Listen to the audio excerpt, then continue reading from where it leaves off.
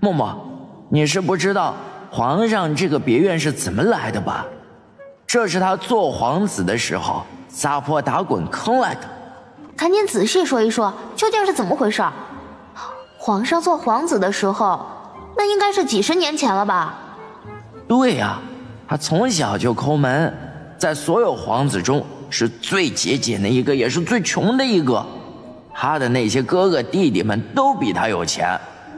有一天，先帝让他们兄弟去赛马，他骑着一头驴就去了，因为他把自己的马给卖掉换钱了。想不到皇上和我的兴趣这么相同啊！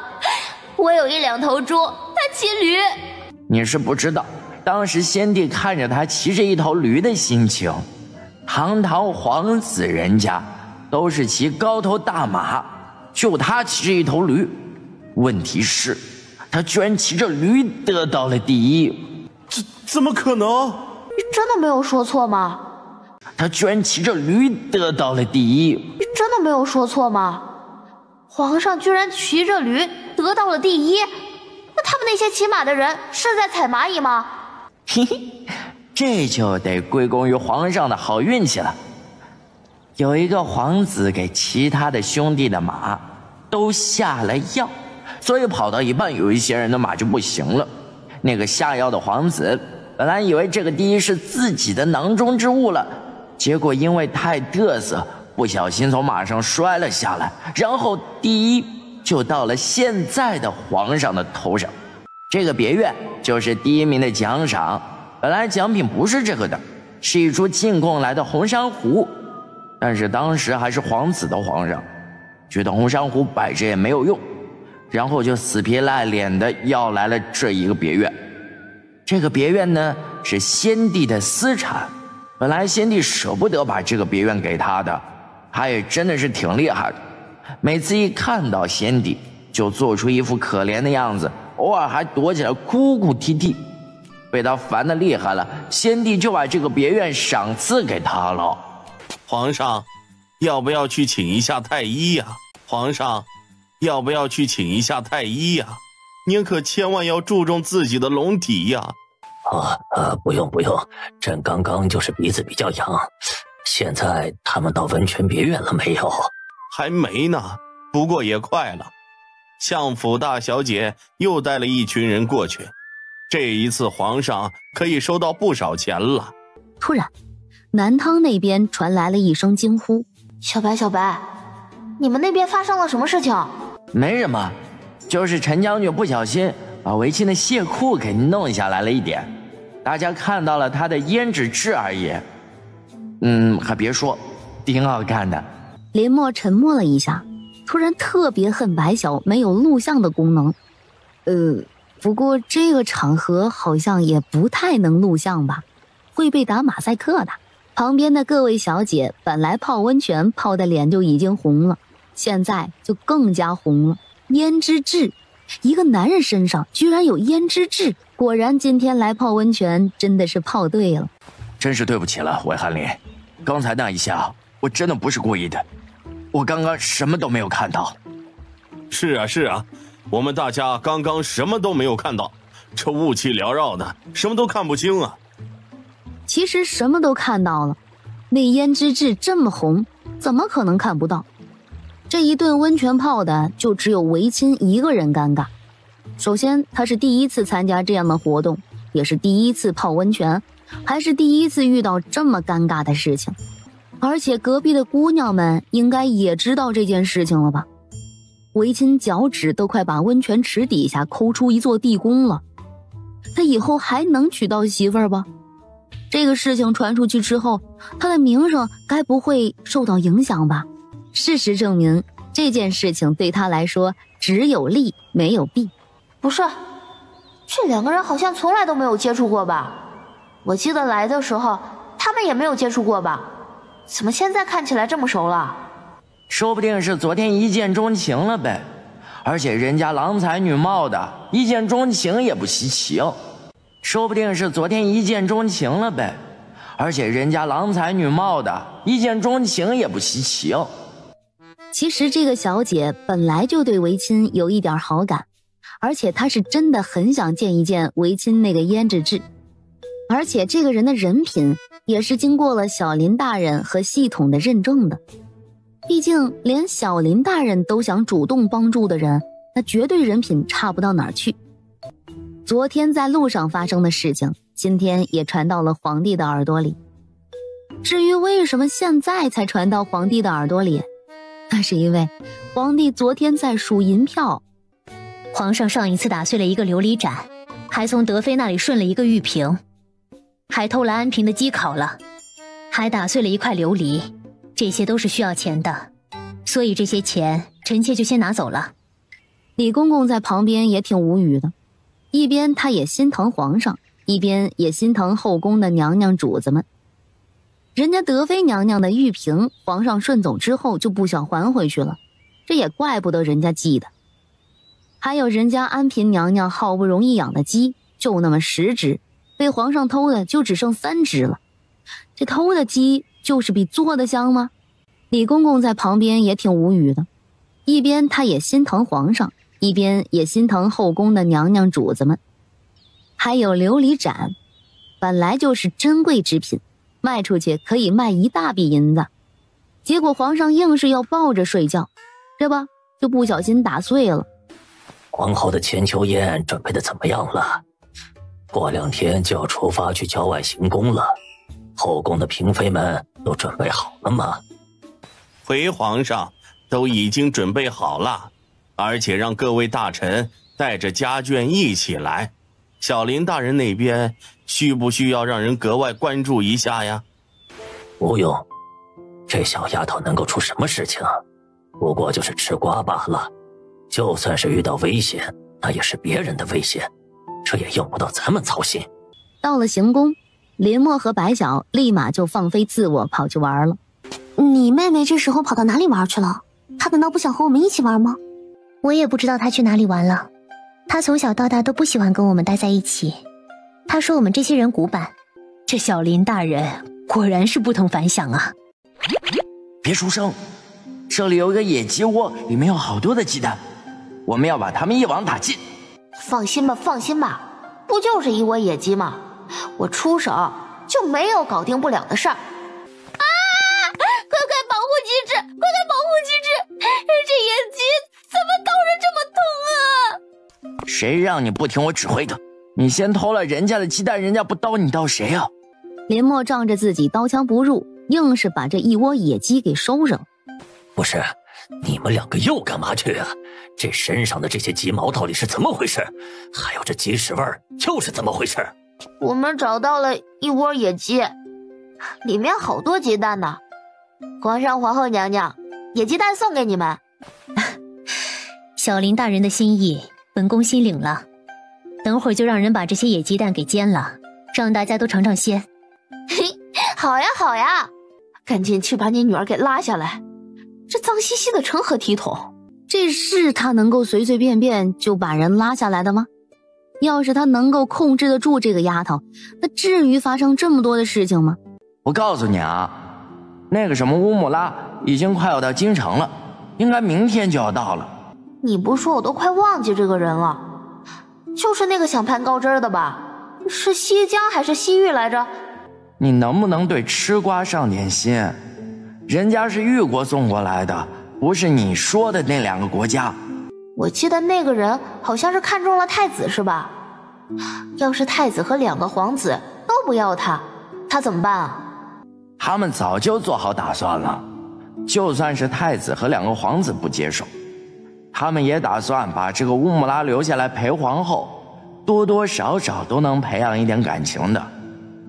到时候感情要是培养得好，被皇后认个什么义女，要是封个什么县主郡主，那也是他们赚了呀。这是当我是傻子吗？他吃饱了撑的，认一个没有关系的女人当女儿，他又不是没有女儿，只不过女儿远嫁了而已。而且皇宫现在生活艰难，再多来一个吃白饭的，这还得了？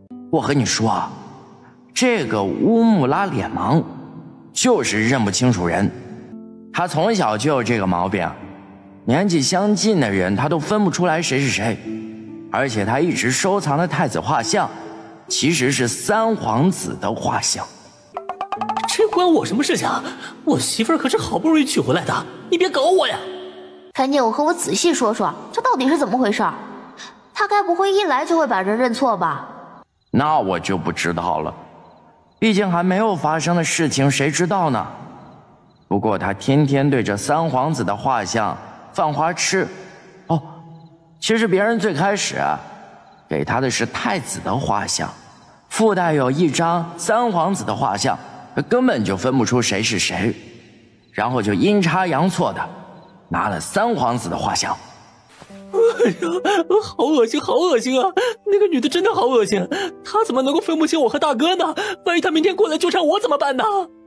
放心吧，我不会让那个女人靠近你的，你也得给我放机灵一点儿，别到时候被人算计了都不知道。这大庸可真繁华，我真的能一直生活在这里吗？小姐，皇上已经说了，只要您嫁给大庸的太子或者其他2位皇子，您就能永远的留在这里了。大庸地大物博，国力强盛，这一路走过来，他们都是见识过的。看得越多，他们才感觉自己的国家越弱小。我生得如此美貌，肯定能够嫁给太子的。为什么我又要过来？上一次迎接那个什么2皇子还是3皇子，这一次又是迎接那个什么玉国使者，爹是害怕一个人干活吗？可能吧，你可能就是你爹外置的胆。你们以为我愿意带你们出来吗？还不是皇上要求的。皇上说了，要看看外族的人有什么瓜，咱们要抓住先机。这个人长得也不是多好看啊，为什么说她是什么第一美人？我们京城里面比她好看的姑娘多的是啊，长得也不是多好看啊，为什么说她是什么第一美人？我们京城里面比她好看的姑娘多的是啊。本来就是夸大了的，他们那边比她好看的人多的是，只不过她的身份地位高，所以所有人都捧着她而已。而且谁愿意自己的女儿嫁到其他国家去？这个第一美人的名声大家都不愿意要，所以自然而然的就落到她头上喽。这样都可以吗？这边的官员都长得这么好看吗？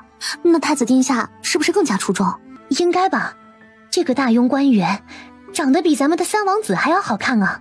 参见皇上、皇后娘娘，今日乃皇后娘娘千秋诞辰，皇上特派臣前来祝贺。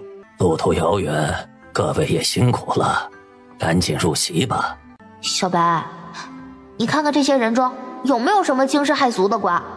我看到那个在中间的那个人贼眉鼠眼的，看起来不像是什么好人。不要以貌取人，人家中间那个人虽然长得不像是什么好人，但是是一个大冤种呢。你确定他是一个大冤种吗？我怎么感觉他像是一个奸臣呢？有哪个奸臣给别人养孩子的？这个人可惨了，他老娘趁着他过来这边给皇后娘娘祝寿，现在已经安排他老婆和他弟弟在一起了。没搞错吧？他老娘有毛病吧？居然安排大儿媳妇跟小叔子在一起。这种惊世骇俗的事情还真是少见呢。这个人从小就不受宠爱，他老娘一直都偏心他弟弟，后来为了证明自己就当上了官儿，但是他老娘还是偏心他弟弟。现在他弟弟一大家子都归他养着呢，他现在有一份很大的家业，而且还有爵位。他老娘不喜欢这个大儿子，所以干出了这样的事情。大儿媳妇和小儿子在一起，然后怀孕，这自然而然这个人的爵位就落到了小儿子的后人身上了。你说这人是不是一个大冤种？那个使臣乐呵呵地喝着酒，完全不知道他已经成为大家怜悯的人了。如果是自己国家的人，他们怎么样都会管一管的。可问题这是别人国家的人，天高皇帝远，这也管不着啊。到底哪个是太子啊？太子是长得最好看的一个是吧？然后他就把目光看向了正在和花瑶县主喝酒的林七身上。这女的干嘛看我哥？他该不会是把我哥给认成太子了吧？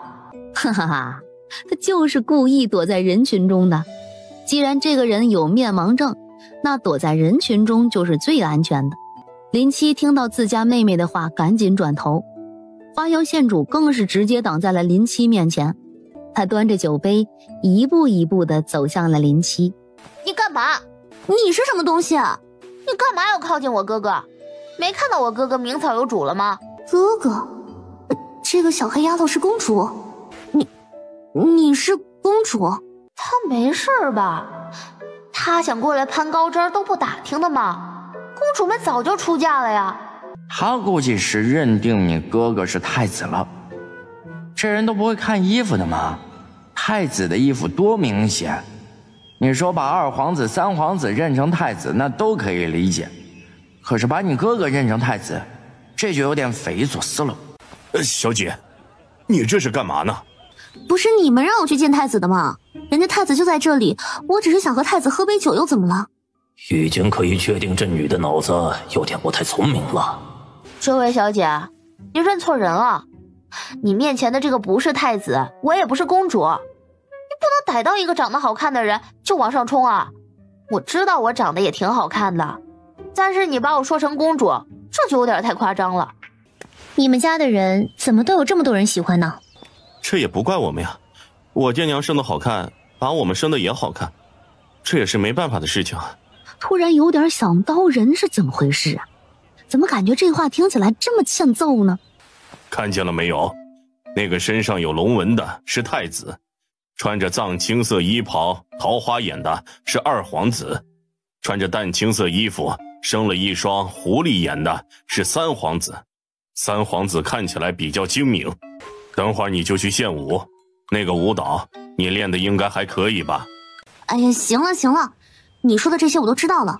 那个舞蹈我都练了大半年的时间了，怎么可能会跳不好？你就等着看我惊艳夺目吧。那个女人是我的威胁，她等会儿不会也要表演才艺吧？木木，乌木拉把你姐姐当假想敌了。她有毛病啊！她把我姐姐当什么假想敌？我姐姐又不嫁给皇子。你不懂，谁让你姐姐是那一群人之中长得最好看的一个？而且你姐姐看起来就是那种很牛逼的才女，最主要的还是才貌双全的那种。她肯定觉得有危机感呢。她现在就怕你姐姐上台表演节目。小姑奶奶，你先别考虑这么多行不行啊？人家在这里身份高贵，要是想嫁给皇子，那早就嫁了。你现在最主要的目的就是留下来，就算没有嫁给皇子，也要留下来啊。在使臣快要崩溃的心情下，乌木拉总算是进入正题了。他主动要求献舞，那大家自然没有什么不答应的，毕竟多一个才艺看也挺好的。小林大人，你会表演什么才艺吗？等会儿你会上去表演才艺吗？你要是上去表演才艺，我给你鼓掌。我的才艺可多了，我会唱歌，会跳舞，会玉雕，还会拉二胡、吹唢呐。小林大人果真是多才多艺啊！旁边听着他这些话的魏正安无语望天。唱歌跳舞他没见过，但是吹唢呐这个事情那真的是印象深刻。在自己的生辰宴会上吹唢呐，他此生从没见过第二个。果然还是美人好看。这人虽然不聪明，但是跳舞还挺不错的。那可不嘛，这支舞蹈他练了大半年了。乌木拉在中间转着圈圈，目光看向了那三个皇子。太子突然有了一种很不好的预感。乌木拉转圈圈，一步一步地靠近了太子。哎呀，哇，这么刺激了吗？这才是真正的热脸贴着冷屁股吧？哎呀，哇，这么刺激了吗？这才是真正的热脸贴着冷屁股吧？此刻我特别想知道二皇子跟乌木拉的心情。二皇子的屁股被人非礼了呀！呸！居然敢袭击皇子，你哪来的胆子？你肩膀上这个头不想要了吗？浩迪，你没事吧？刚刚他打的你痛不痛？需不需要请太医？二皇子目光呆滞的点了点头，又摇了摇头。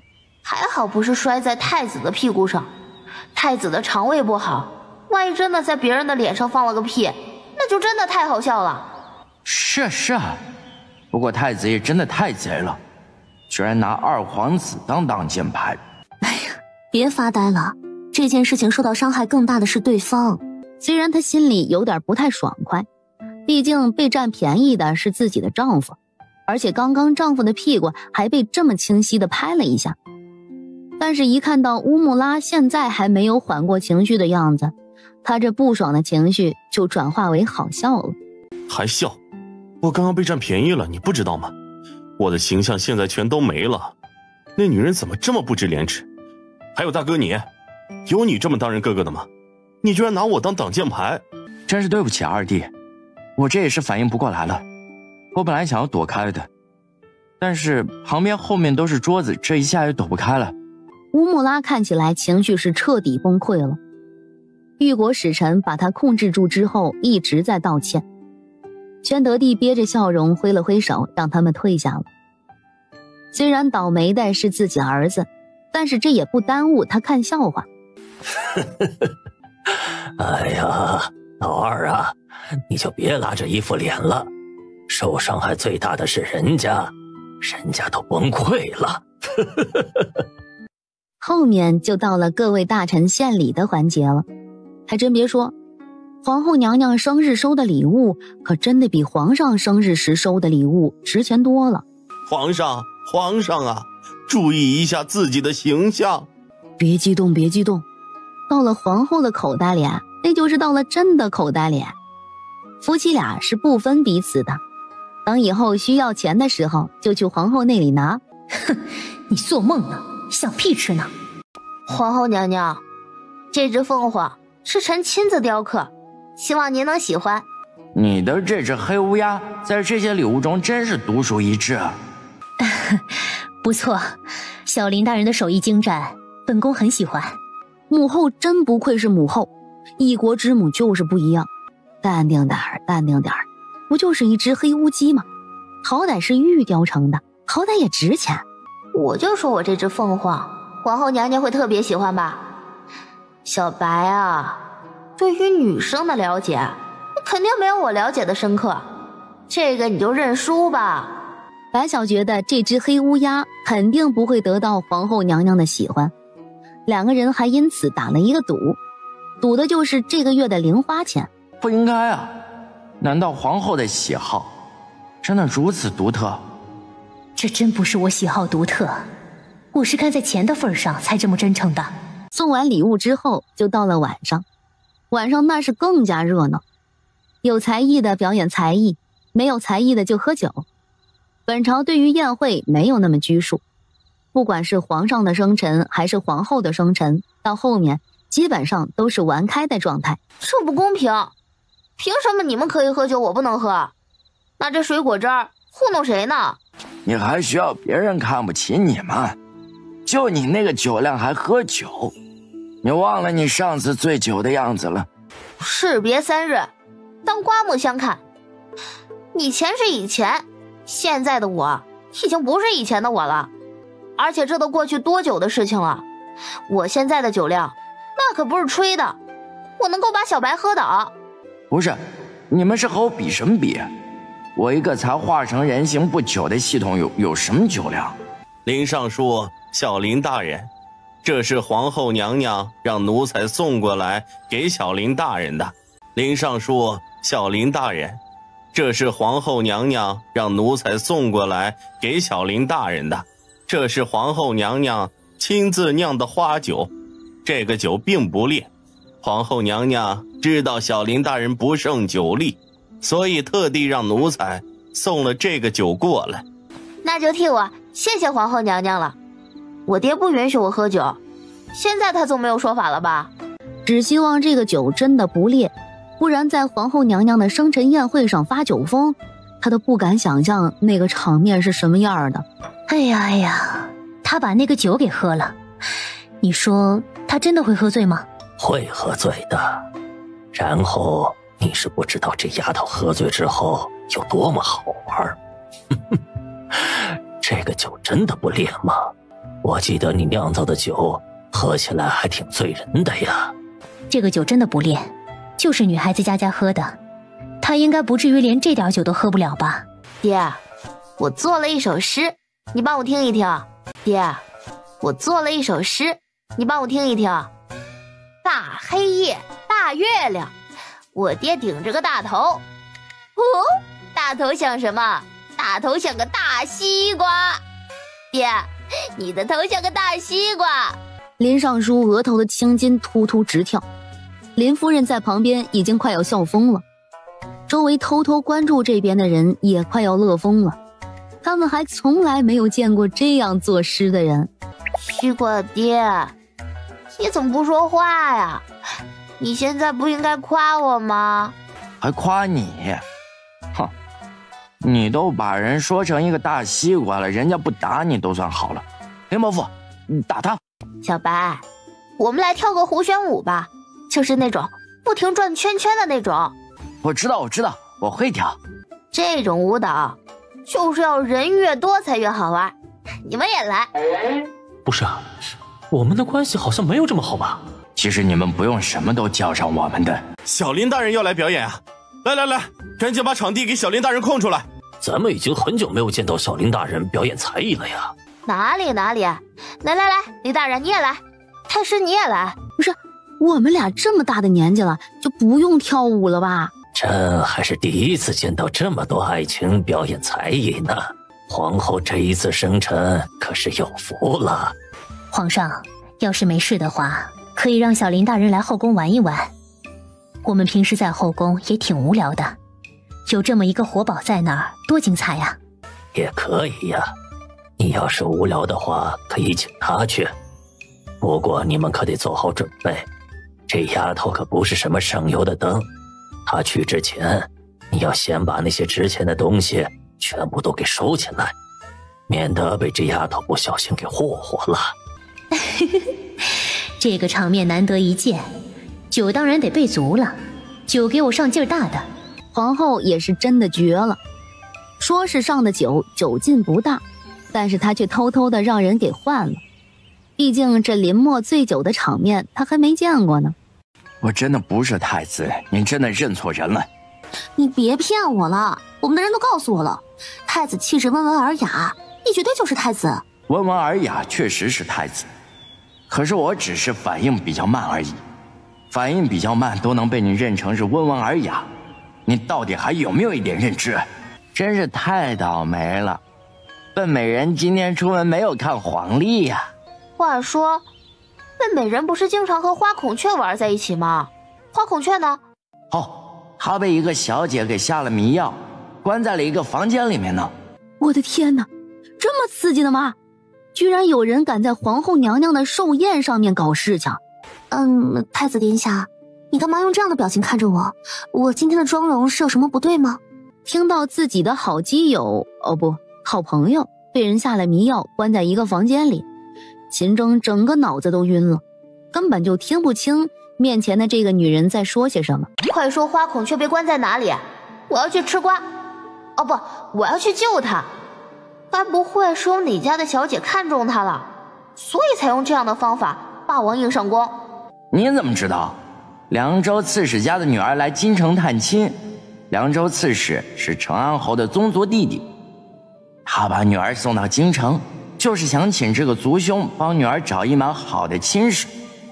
花孔雀虽然人不太精明，但是长得一副好脸，出身高贵，家庭关系简单，又没有什么妾室通房，长得还好看，所以那个刺史家的小姐就看中花孔雀了。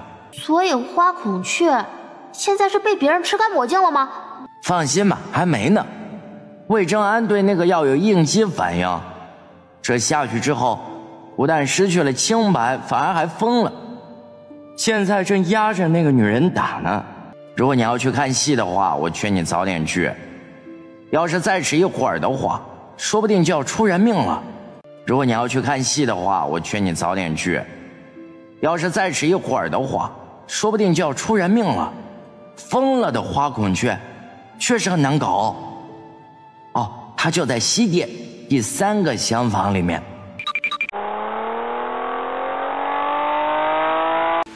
下，你要去哪里啊？不如我和你一起去吧。赶紧给我让开！我不打女人，你可别逼我。哎呀，太子殿下开什么玩笑呢？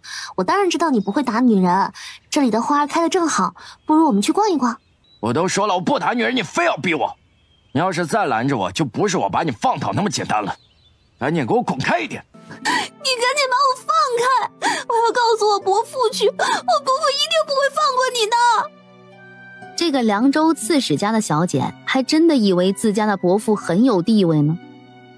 成安侯虽然有侯爵之位，但是并无实权。在京城的这段时间，他是真的把自己当成高高在上的贵族小姐，不是看不起这个，就是看不起那个。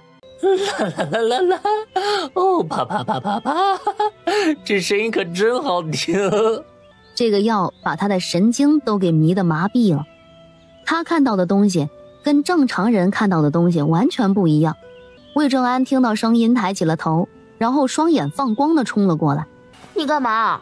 我警告你啊，你不要对我动手，我下手可是没轻没重的，要是伤到你了，我可不负责。钉耙？哎，小林大人的钉耙怎么跑到这里来了？哎，怎么带着对象一起来看我呢？不是，他这俊美的长相和猪哪里一样了？救救我！我求求你们救救我！你们要是救了我，我伯父一定会感谢你们的。赶紧把这个疯子给拉走！他就是想给自己找一个好的夫婿而已，为什么会被打成这样？这魏正安长得这么好看，怎么还打女人呢？而且还打得这么狠。我了解魏公子，他是绝对不可能无缘无故打人的。说说吧，你究竟干了什么？这个药对身体没有什么太大的伤害吧？是不是要先请太医过来啊？没什么太大的伤害，这个迷药就是蘑菇粉磨的，但是里面的蘑菇粉的含量不怎么多，顶多麻痹一下神经，并不会对身体造成太大的伤害，靠人体自身的代谢就能代谢掉的，也真是可怜了。先叫太医过来也行，让太医先把他弄晕过去，不然他这么一直疯着也不太好啊。你们怎么走了？你们至少先把我放开呀！他们这是在花园竞走吗？这些大人们还挺有闲情雅致的呀。可能是他们比较注重身材管理吧。两位小祖宗，你们怎么在这里呀？你们现在不应该在魏公子那一边吗？林默一眼就看到了人群里的赵太医，然后一个闪现就冲了过去。出了事情了，人命关天的大事，赵太医先得罪了。别跑那么快，我年纪大了，这样受不了。唉，不用想就知道这个女人是想干什么，被打成这样也是活该。此等龌龊手段确实下作。这两边脸居然打得还挺对称的，魏大人这打人的手法挺厉害的呀，真不愧是大理寺少卿的儿子，他也适合去刑部的。你的关注点怎么这么与众不同呢？去刑部跟打人对不对称有什么关系啊？现在大家都在这里，说说吧，这到底是怎么回事？不要再给我搞什么幺蛾子，不然我这拳头可就上去了。你喜欢谁不能光明正大的追求吗？大庸风气挺开放的，男子追求女子，女子追求男子，这都是很正常的事情。我有什么错？我就是想给自己找一个夫婿而已。在我们凉州，我姐姐就是这样嫁给我姐夫的。突然嗅到了一丝贪污的味道，这凉州刺史该不会是真的在凉州当土皇帝吧？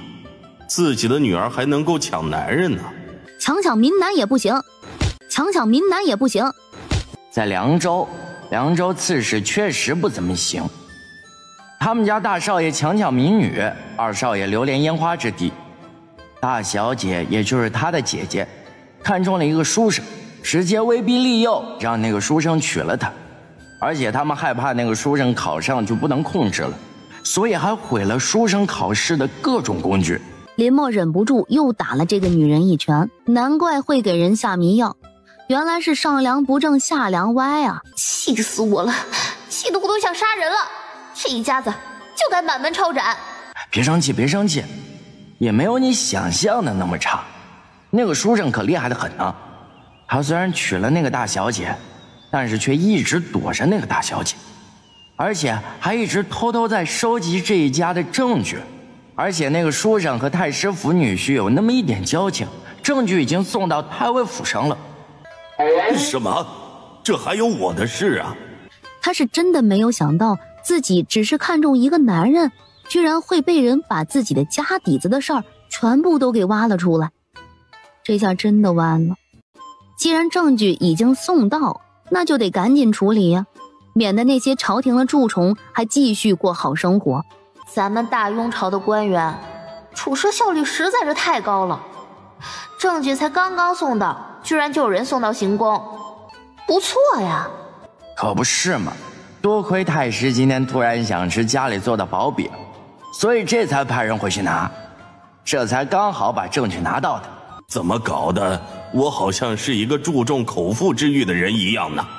为了一个饼，让人快马加鞭去家里，好像一个贪官一样。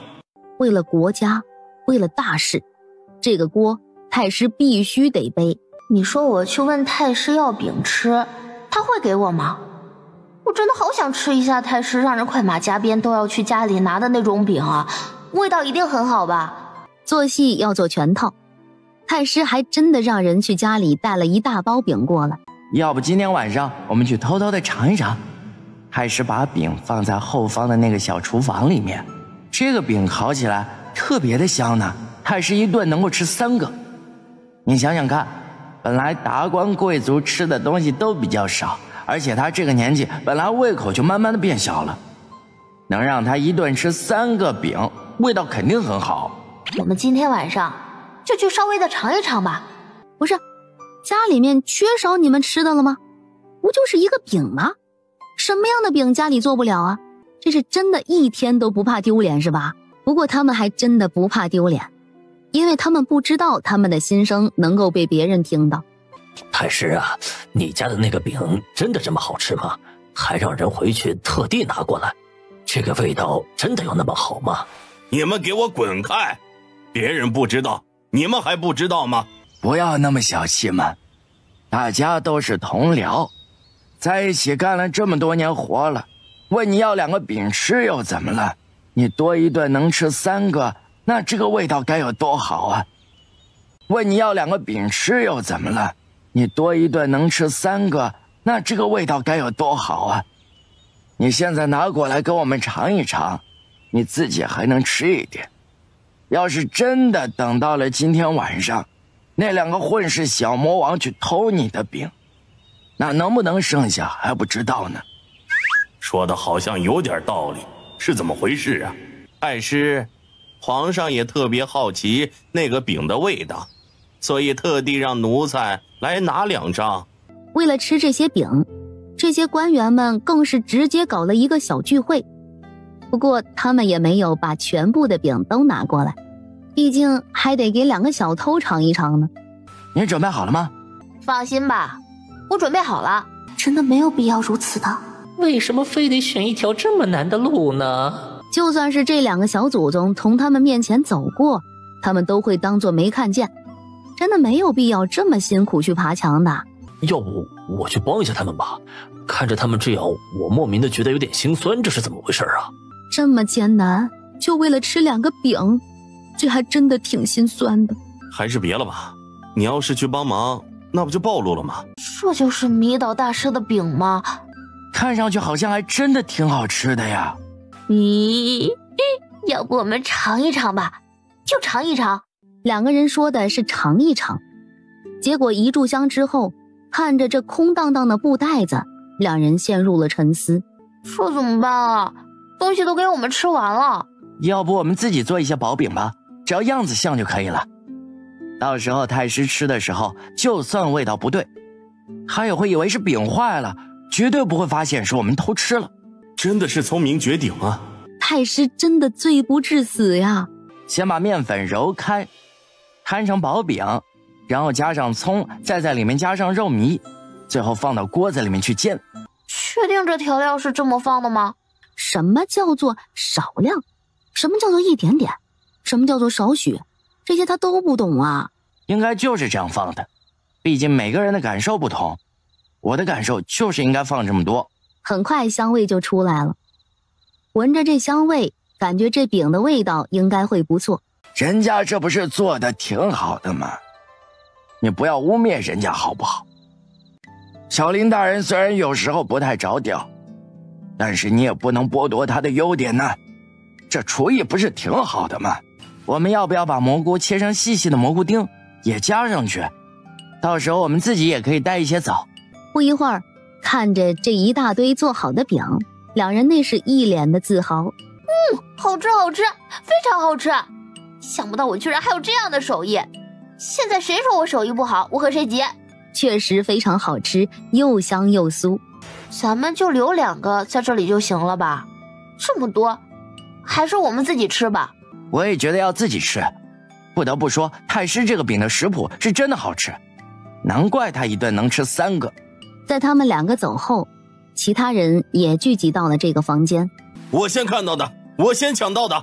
这个要靠实力吃，吃到肚子里的才是自己的，抢到了又有什么用？不能带出去，要吃就在这里吃完。站在门口的林家父子看着这混乱的一幕，都不知道该说些什么了。就在这些人互相抢的时候，太子不知道什么时候偷偷摸摸的摸到了后面，把仅剩的1块饼给偷了。父皇，这是儿子给你偷来的饼，这是小林大人和小白公子亲手做的，是儿子从几个大人嘴里硬生生的抢下来的。他居然还去偷饼，你平时咱们就不知道管教他一下吗？他可是堂堂的太子。太子也是人不是吗？咱们儿子这么孝顺，你应该开心。这可不是一般的饼，这可是小林丫头做的。你有吃过她做的东西吗？这个是很难得的。最后，这1块饼被他们5个人给分食了。还别说，晚上吃点夜宵，味道还真不错。嘿，小白，你看丞相这后脑勺的头发哪儿去了？怎么缺了一个口子呢？他应该不会是斑秃吧？你说这个呀，被他们自己给拽的。他这人有一个毛病，就是在思考事情的时候喜欢拔自己的头发。本来头发就少了，后来越拔越少。前面的头发不能拔太多，不然影响形象，所以他就开始拔后脑勺的头发。前面的头发不能拔太多，不然影响形象，所以他就开始拔后脑勺的头发。之前他都记得用其他头发拔过来把这一片秃的遮住，今天好像是忘记了吧？怎么又说到我了？你们2个就没有别的人可以说了吗？还真是的呀，丞相的头发怎么这么少？怎么之前我没有发现呢？那这丞相对自己也太狠心了吧？后脑勺的头发拔起来多疼啊！他应该多学学我，要是有烦心的事情就要转移注意力，干嘛非要拔自己的头发呢？谁说不是呢？明明年轻的时候也是一个美男子，现在非把自己给折腾成了这样。丞相夫人美貌依旧，丞相是真的不怕自己色衰而爱弛啊。后宅里面还有一个二姨娘虎视眈眈呢。白晓的话犹如一把利剑扎进了丞相的心里面。丞相这些年对大庸也真的是鞠躬尽瘁呀，这么多年把自己折腾成了现在这样子。先帝的那些妃子之前有很多美颜妙招，要不到时候让人送一些给丞相吧，也让他好好的保养保养自己，可别真的让丞相夫人跟别人跑喽。丞相这么大了，可经不起这样的打击。这个早朝上的丞相心里那个滋味呀，简直都不知道该怎么形容这个滋味了。至于那2个小混账，他们说过这件事情之后，就说到吃的上面去了，完全不知道他们的话给他造成了多大的打击。丞相大人这么多年也辛苦了，皇宫之中有很多美颜的方法，都是先皇的那些后妃们留下来的，多多少少还是有一点用的。不知丞相需不需要那些方子？要，这种方子越多越好。朕觉得你得去向林尚书取经。你看林尚书现在风采依旧，这容貌就和20多一样，你去向他取经一定没错。林尚书帮自家夫人画完眉，突然就听到有人传话丞相来了。丞相大人怎么来了？我们最近好像没什么交集吧，也没有什么大事发生吧？难不成是因为今天早上的事情过来算账的？不知丞相大人到我这来有何贵干？那不会是因为今天早上的事情吧？这小混蛋的性格大家应该知道是什么样的吧？应该也不至于因为这么一件小事过来算账吧？咱们两个就别搞这些虚的了，我就问你一件事情，你的这容貌是怎么保养的？为什么这么多年一点都没有变化？有什么好的法子？赶紧都告诉我，我现在着急得很。你就是因为这件事来找我的？丞相大人，不是我不把方法告诉你，那你现在弄已经晚了。养护容颜的法子应该在年轻的时候就开始弄，这叫做减缓衰老。你现在都已经这个样子了，已经晚了。我这里可没有什么返老还童的办法。林尚书在知道自家夫人是颜控之后，那对自己这张脸可上心了。自从两人成亲之后，他就非常细心地保养自己，所以这才几十年过去了之后，还保持着这么好的状态。我不管，反正你得给我个方法。你家里就你夫人一个，我家里有3个呢，还有一个喜欢我夫人。你要是不告诉我方法的话，我的后宅真的会起火的。所以谁让你娶这么多的呀？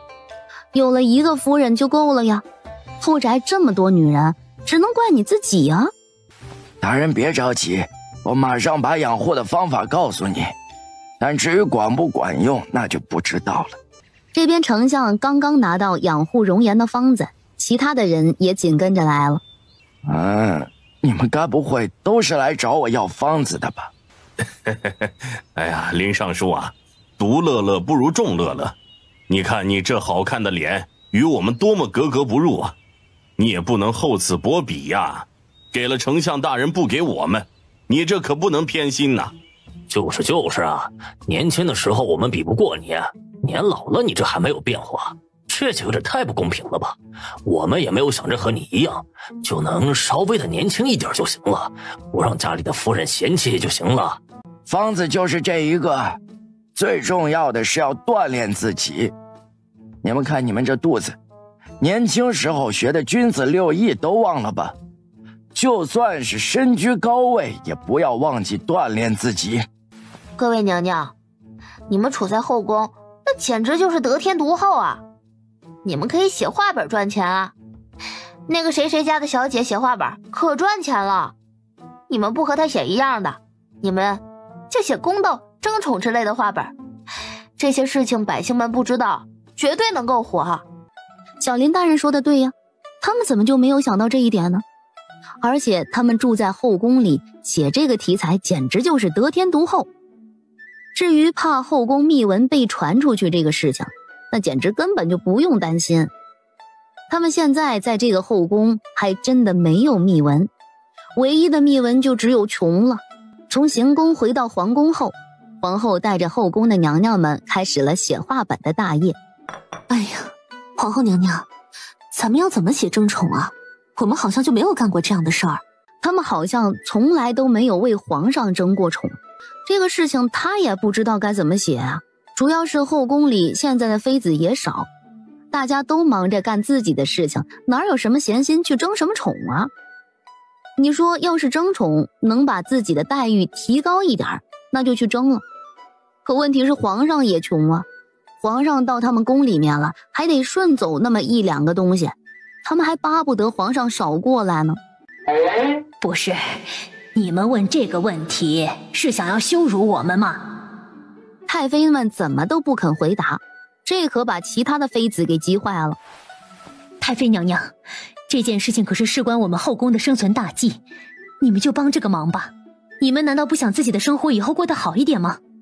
是啊，现在后宫拮据，皇上也穷，虽然国库丰盈起来了，但是我们也不能用国库里面的钱呢。先帝有自己的私库，可是皇上连自己的私库都没有，想赏赐个什么东西都得从自己的牙缝里面攒。你们也是看着皇上长大的，难道你们都不觉得皇上可怜吗？哎呀，其实真的不是我们不愿意跟你们说，主要是我们也不了解了。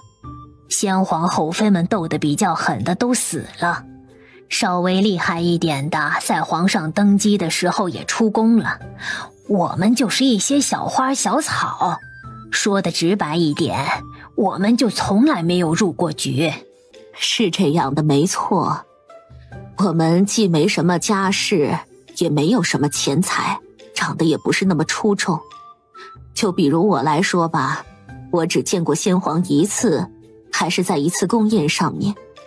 是啊，你们要是真的想要了解的话，那可以去陈国公家里问陈太妃，她可是得过一段恩宠的，目前参加过比较激烈宫斗的宠妃也只剩她一个了。不过听她说最近脑子越来越不清楚了，你们去问估计也问不出个什么来。早就听说过先皇后宫争斗厉害，害人害己的事情多的是，只是没想到居然激烈到这种程度，竟然活下来的都没有几个了。娘娘，那这该怎么办呀？这个真写不出来。这个赚钱的机会眼睁睁就要飞走了，他们是真的舍不得这个赚钱的机会啊。为了我们的赚钱大计，你等会儿就好好的感受一下，等会儿他们会在你面前争宠，你觉得哪边表现的比较好，你就偏哪边。干嘛要这样呢？你们在我面前争宠，这是在抽什么风呢？这些人平时在他去找他们的时候，恨不得把宫殿里面所有值钱的东西都先收起来，估计他们是巴不得他不去吧。皇上，这是小林大人提议让后宫的娘娘们写话本赚钱，就写宫斗话本。娘娘们没有经验，所以打算在您这里演一下，找一下感觉。这句话每个字我都认识，但是为什么合起来我就不懂了呢？皇上，你得为臣妾做主啊！他居然给臣妾下毒。臣妾没有，臣妾是冤枉的。没办法，要是不这样的话，他们是真的怕自己笑出来。我该怎么回答？我该怎么表现？该怎么回答就怎么回答，根据你自己的想法来。你说他给你下毒，宫中的药都是有严格管控的，这毒是从哪里来的？对啊，毒是从哪里来的？他们久居深宫这么多年，也搞不到毒药吧？他给自己开了安神药，每次喝药的时候留一口，然后给我下了毒。这是个什么借口啊？每次喝药的时候留一口给你下毒，这得多久才能存下一碗呀？而且存下的那一碗，那也是安神药啊。得了，全垮了。我吃饱了撑的，每次喝安神药的时候留一口给你，这得多久才能存满一碗？存满一碗，那也是安神药啊！我干嘛要给你省钱，给你存一碗安神药？就是因为你一口一口的存下来，所以这个药坏了，你就拿这个坏的药给我吃，这不是下毒是什么？这就是你们的宫斗吗？这是在小孩子过家家吗？行了行了，你们别演了，演得这汗毛都竖起来了。你们要问后宫争斗的那些事情，可以直接来问朕。朕从小在皇宫中长大，也是见到过先皇那些妃子是怎么争宠、怎么害人的，没有谁比朕了解的更加清楚。当天晚上，皇帝就被大家留了下来，说先帝后宫的事情。这一晚上是一个不眠夜。小白，皇上脸上怎么有2个这么大的黑眼圈啊？他昨天晚上没有睡觉吗？确实没有睡觉，跟皇后和一大群妃子在房间里熬了一个晚上。这么刺激的吗？皇上这有点太开放了吧？你有病啊，就不能把这一句话说全了吗？皇上别生气，自己的身体要紧呢。能不能说一说昨天晚上皇上、皇后和各位娘娘的事情，是不是那种需要打马赛克的事儿？如果太香艳的话，你就省略点说。马赛克就是不能说的事情。什么香艳，什么马赛克，你想多了吧？我说他们熬了一个晚上的夜，就是单纯的熬夜，不是给后宫的娘娘们出了一个赚钱的主意吗？写那种宫斗类的话本。可是后宫的娘娘们实在是没有宫斗的经验，而在这皇宫之中，宫斗最有经验的居然是皇上，所以皇上就给他们讲了一晚上前朝后宫那些妃子宫斗的事情。宫斗最有经验的居然是皇上，所以皇上就给他们讲了一晚上前朝后宫那些妃子宫斗的事情。宫斗最有经验的是皇上，而且最主要的是后宫居然不宫斗。现在后宫那些娘娘们相处的这么和谐吗？切，真的是白让我这么好奇。不过你说一说前朝是怎么宫斗的吧？他不会真的和那些小说里写的一样吧？那我和你也说一说吧，就是说现在还活着的那个陈国公的姐姐陈太妃，死了的人也没有什么好说的了。不是应该死了的才好说吗？为什么要说活着的？快说，我对陈国公还是有点印象的，他算是我见过最有钱的人之一了。那可不嘛，陈太妃可是当过一段时间宠妃的，可从先皇那里拿到了不少的钱财，他全部都补贴到了娘家。陈国公要是没钱，那才奇怪了。拿我爹的钱养你们家的人，这是什么狗屁老爹，把钱全部都给别人家了，害得他现在一点钱都没得花，还天天得从自己的牙缝里抠出钱来补贴国库。皇上，淡定点儿啊！小祖宗快别说了，你要是再说，我们的家产都要充公了。陈太妃是怎么得宠怎么宫斗的？有没有害过人？肯定害过人呐，而且手上还不止一条人命。在她得宠之前，有一个薛贵妃特别得宠，她借刀杀人，让先皇后和薛贵妃斗得你死我活，然后她在后面坐收渔翁之利，顺利的得了宠。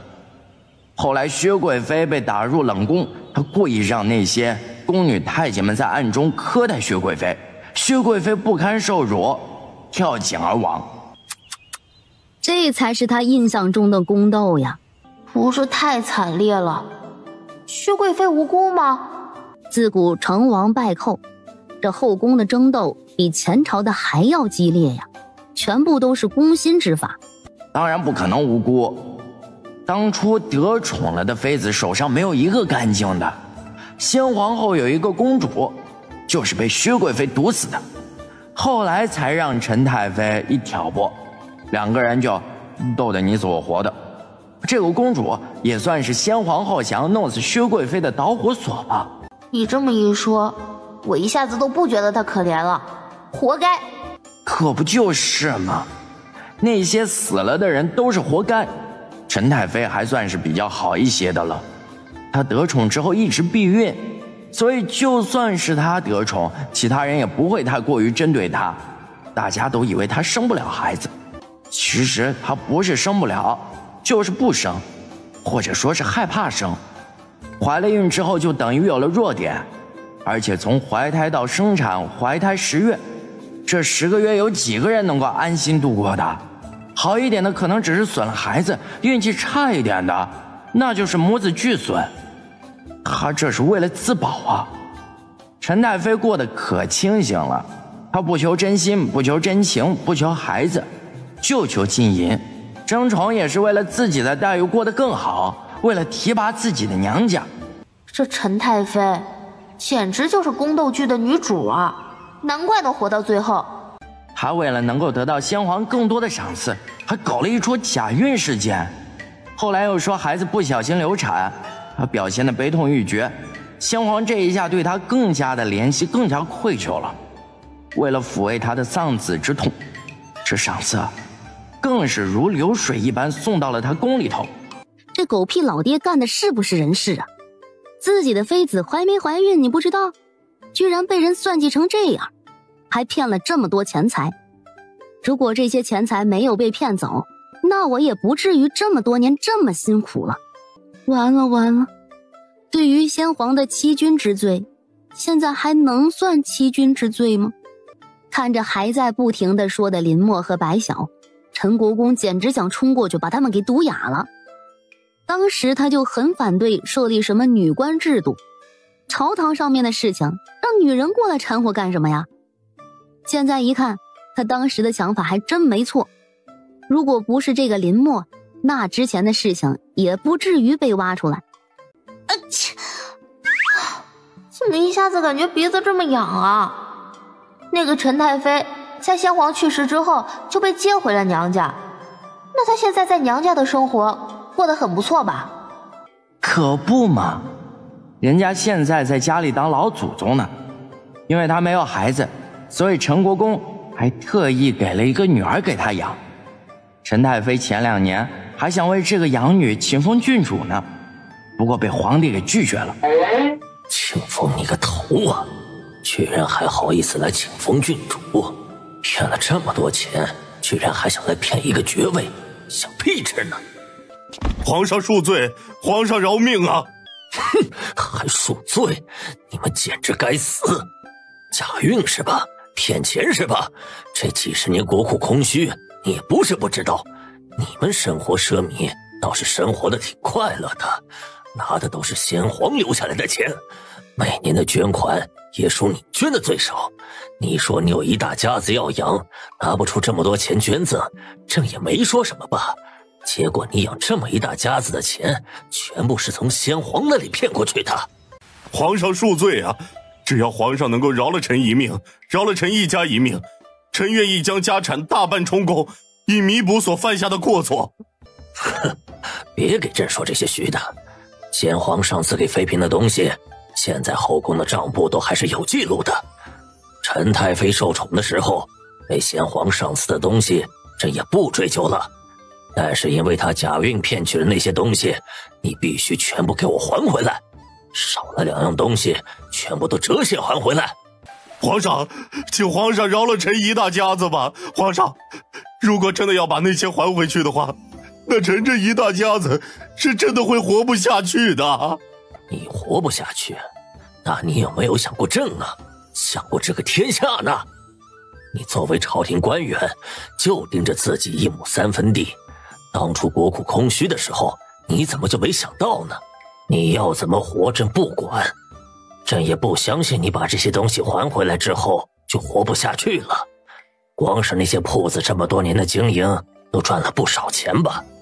朕只是让你把铺子还回来，这么些年赚的钱也没有问你要。限你3天时间，3天时间要是还不把那些骗取的东西还回来的话，那就别怪朕不客气了。活该，骗了这么多钱一点都不捐，而你们还天天打扮的珠光宝气的在外面炫耀，才来也不奇怪。也幸亏皇后娘娘查了一次账，不然还真的给他们逃了。先皇赏赐给你的东西没问题，但是你也不能骗啊！骗了之后，在国家有难的时候还一点都不拿出来，这就有点太不道德了。白晓这个傻憨憨也不知道去给查一下，查了的话，这些人就会露馅了，他脑子都懒得动一下。皇帝对外宣称是皇后查账的时候查出了问题，还找到了之前给陈太妃把脉的太医，所以知道了陈太妃假孕的事儿。